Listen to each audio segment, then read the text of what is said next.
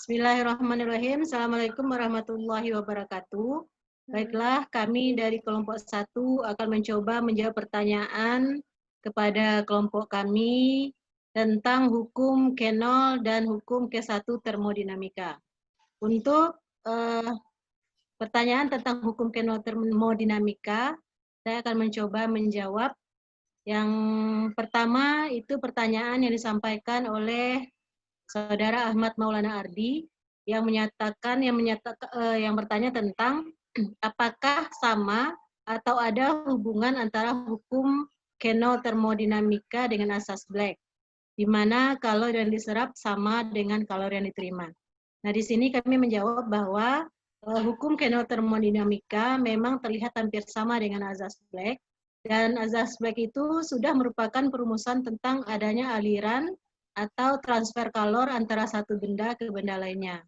Nah, dengan menggunakan asas Black ini, kita dapat nantinya menghitung suhu campuran antara dua benda yang telah mengalami keseimbangan termal.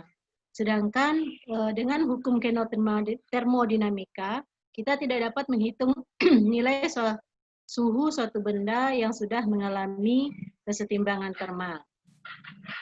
Kemudian pertanyaan yang berikutnya itu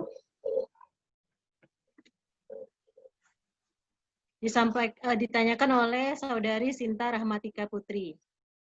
Nah, Sinta bertanya bahwa pada makalah kami halaman 17 terdapat gambar 3 buah benda A, B, dan C, di mana ketiga benda itu memiliki temperatur yang berbeda.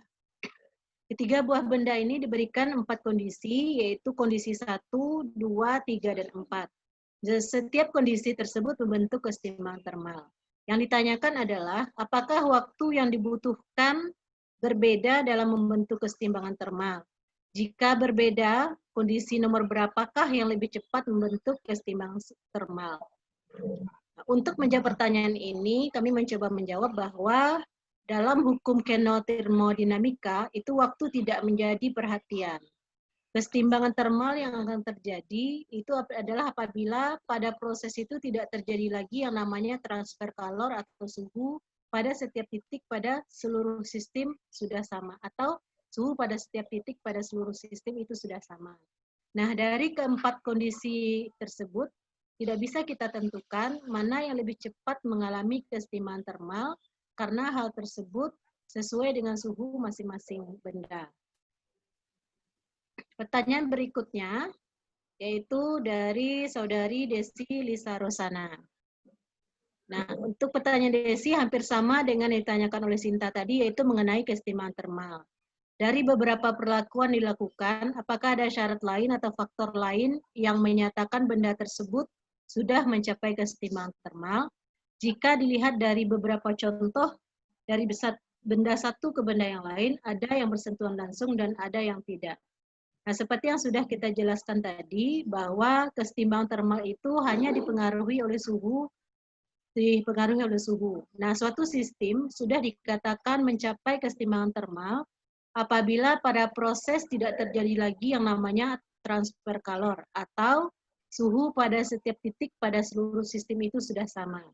Nah, benda yang ada yang berhubungan langsung dan ada yang tidak, inilah yang menjadi pembahasan dari hukum K0 termodinamika, dengan syarat benda tersebut menempel dengan benda yang lain, dan benda yang lain itu juga menempel dengan benda yang lain juga. Artinya, benda antara satu benda dengan benda yang lain itu memiliki kontak termal, sehingga terjadi nanti adanya transfer kalor atau suhu.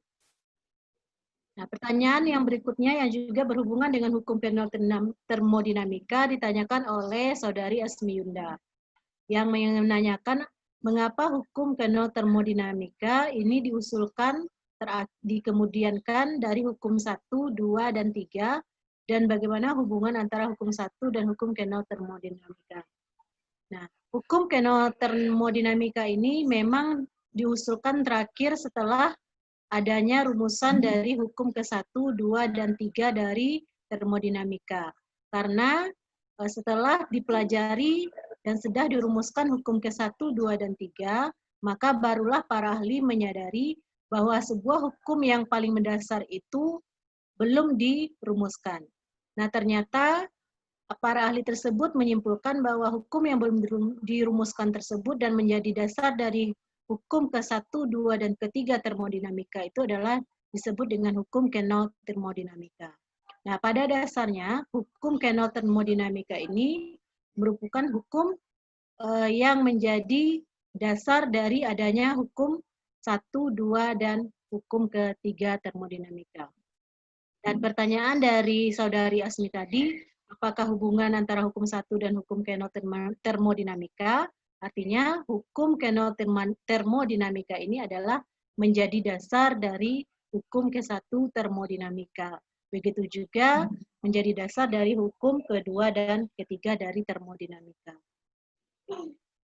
Pertanyaan selanjutnya itu disampaikan oleh saudari Nur Afni yang juga masih berkaitan dengan faktor yang mempengaruhi hukum Kernel termodinamika.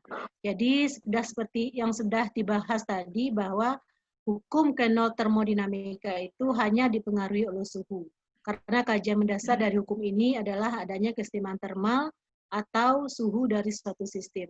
Jadi tidak ada lagi faktor lain selain suhu dalam hukum Kernel termodinamika ini. Baiklah, itulah jawaban dari pertanyaan rekan-rekan yang berkaitan dengan hukum Kernel termodinamika.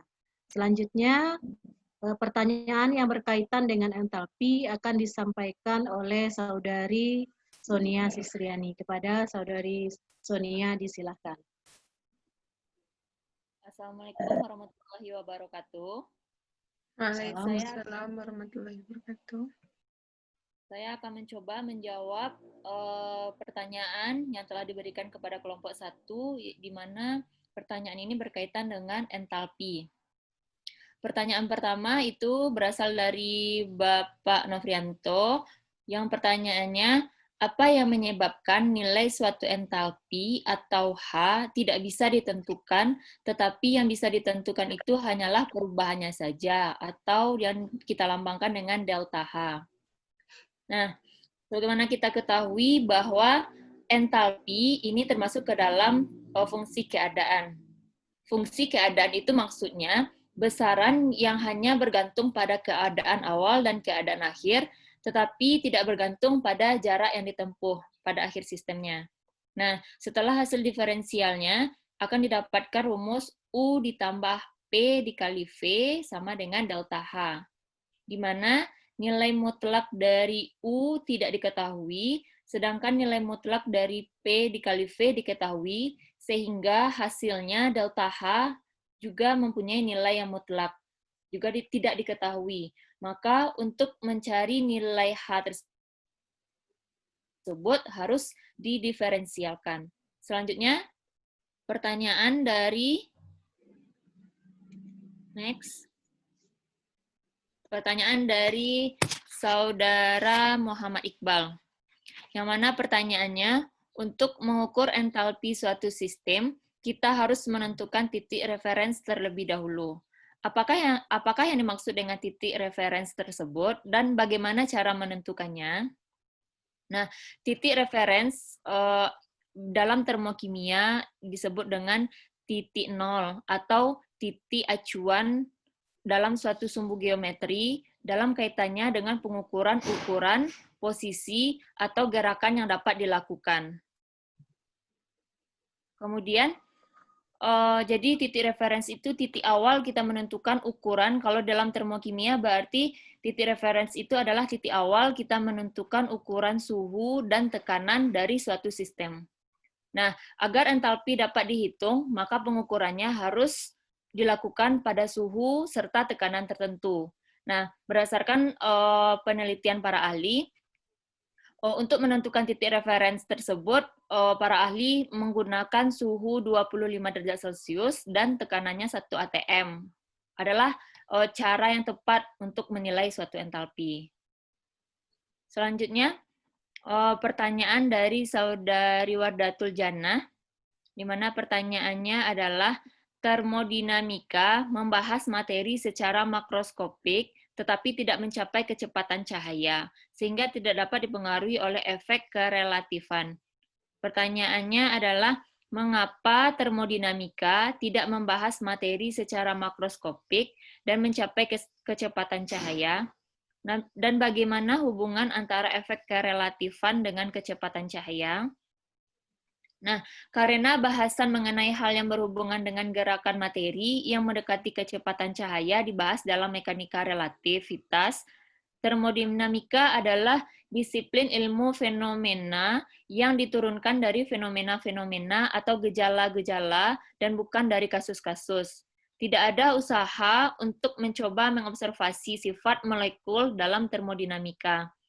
Nah, termodinamika ini adalah hasil perilaku terhadap materi dan merupakan pengalaman nyata. Kebenaran termodinamika bertumpu pada eksperimen yang dilakukan. Berarti termodinamika ini berdasarkan eksperimen, bukan dari berdasarkan konsep-konsepnya.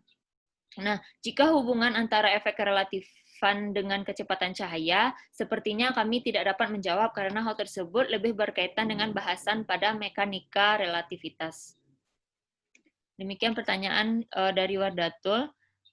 Selanjutnya, pertanyaan dari saudari Vika Aumi, di mana di dalam makalah dari kelompok 1 ada entalpi, ada yang menyatakan bahwa entalpi itu terdiri dari energi dalam sistem, termasuk 1 dari 5 potensial termodinamika dan fungsi keadaan, juga volume dan tekanannya yang merupakan besaran ekstensif.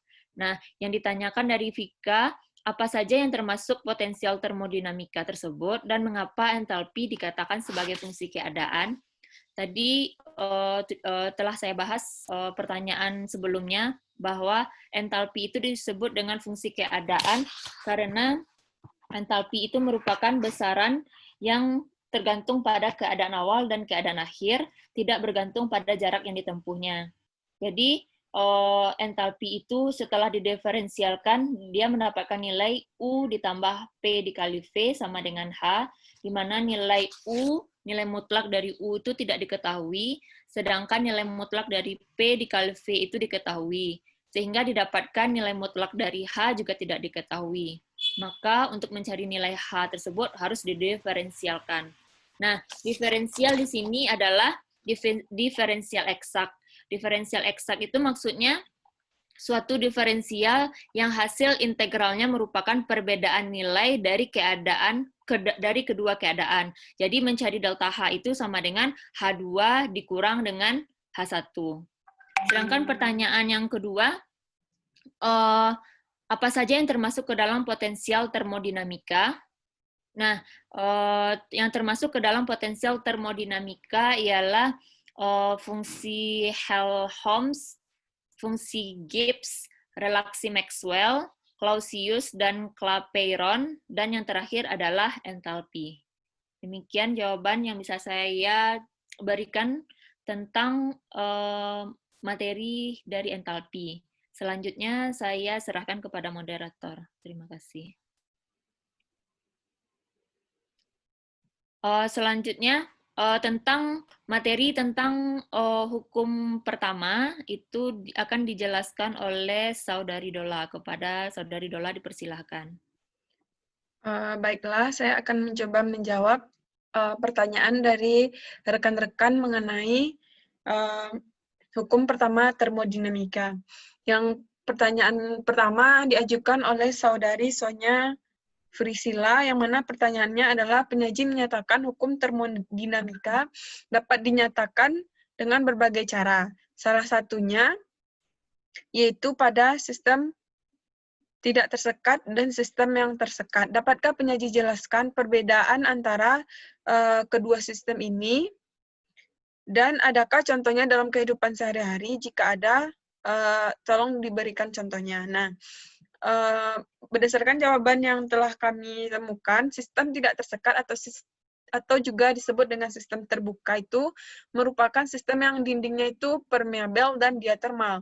Sehingga karena dia permeabel dan diatermal, itu dapat terjadi perpindahan materi dan kalor dengan lingkungannya.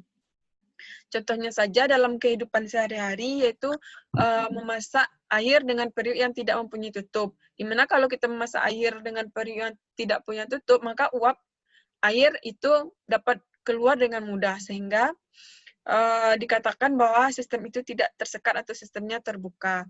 Selanjutnya, untuk sistem tersekat atau sistem terisolasi adalah sistemnya itu yang berdindingnya rigid atau kaku. Ketika dia berdinding rigid atau kaku itu, dan juga dia impermeable dan adiatermal, sehingga tidak terjadi perpindahan baik materi maupun kalor dengan lingkungan. Contohnya saja adalah air dalam termos. Ketika kita menyimpan air panas itu dalam termos, maka panas dari air itu akan bertahan lama. Itulah contoh dari sistem tersekat atau sistem terisolasi. Selanjutnya, pertanyaan dari Azla Ismatul Huda. Pertanyaannya adalah, kan termodinamika membahas perubahan materi dalam sistem makroskopik atau mikroskopiknya yang ditinjau dari aspek energinya. Bisakah dijelaskan mengenai contoh perubahan materi dalam sistem makroskopik atau mikroskopik yang ditinjau dari aspek energinya? Baiklah, menurut kelompok kami, maksud dari perubahan materi dalam sistem makroskopik atau mikroskopik yang ditinjau dari aspek energinya adalah bahwasanya dalam termodinamika ini itu dibahas mengenai perubahan energi sistem, baik secara mikroskopik maupun secara makroskopiknya. Contohnya saja, misalnya dalam pengalaman kita sehari-hari itu, adanya terjadi perubahan dari energi potensial menjadi energi kinetik. Misalnya kan batu yang jatuh dari tempat yang tinggi, ketika jatuh maka tak lama kemudian batu itu akan berhenti di tanah. Demikian juga saat bola yang kita dorong itu ketika didorong dia bergerak dan lama-kelamaan akan berhenti. Secara makroskopik, kita melihat kalau benda yang sudah berhenti itu, energi-energi yang ada di dalamnya itu telah hilang. Tetapi ternyata pada kenyataannya energi-energi tersebut berubah menjadi energi termal yang dapat dibuktikan dengan mengukur suhu benda tersebut dengan cermat tentunya.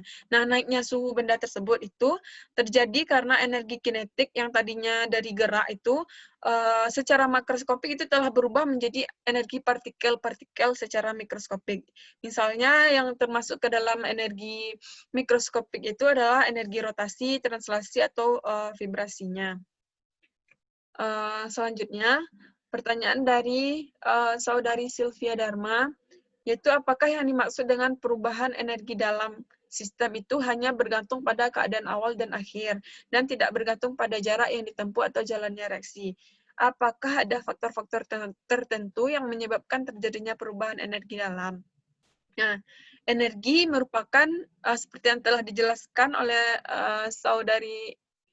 oleh Kak Sonia tadi, energi itu adalah fungsi keadaan. Apa itu fungsi keadaan? Yaitu yang sifat-sifatnya ditentukan oleh keadaan sistem, terlepas dari bagaimana keadaan tersebut tercapai. Contohnya pada energi potensial, itu kita menemukan bahwasanya peningkatan total dalam energi potensial gravitasi adalah sama ketika kita pergi dari titik awal yang sama ke suatu puncak gunung. Jadi, tidak peduli bagaimana cara kita mencapai puncak tersebut. Sedangkan untuk hal yang mempengaruhi terjadinya perubahan energi dalam itu adalah kalor. Misalnya berapa kalor yang diterima atau dilepaskan oleh sistem, dan juga berapa banyak kalor yang diterima atau dilakukan oleh sistem tersebut. Selanjutnya, pertanyaan dari saudari Izi Kurniawati, di mana pertanyaannya adalah, termodinamika itu relatif sederhana dan bebas dari pengaruh gambaran molekul materi. Jelaskan kenapa termodinamika tidak dipengaruhi oleh bentuk molekul suatu materi.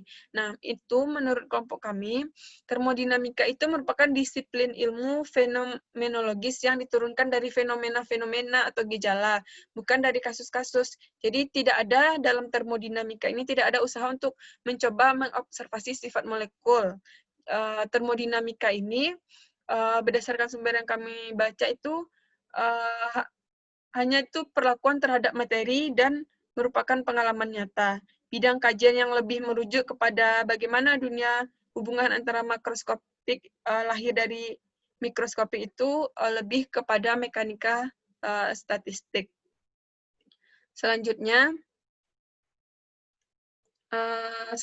pertanyaan dari saudari Melisa, yaitu kenapa dalam proses isotermal menghasilkan kerja lebih banyak dari proses adiabatik?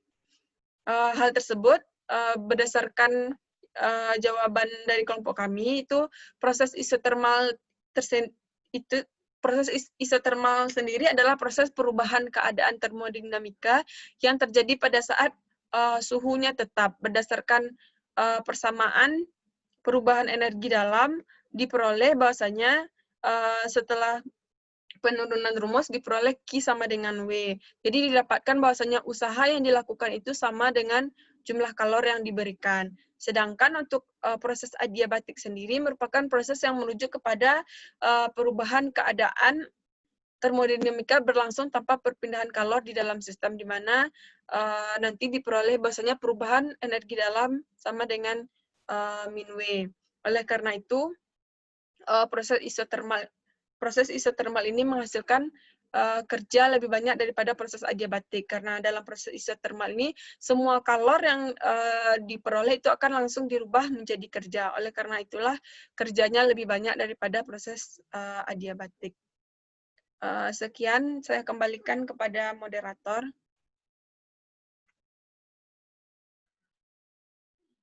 Demikianlah hasil diskusi dari kelompok 1 mengenai hukum Kernel dan hukum pertama termodinamika. Jika ada saran dan perbaikan, kami mohon dari Bapak dan rekan-rekan semua.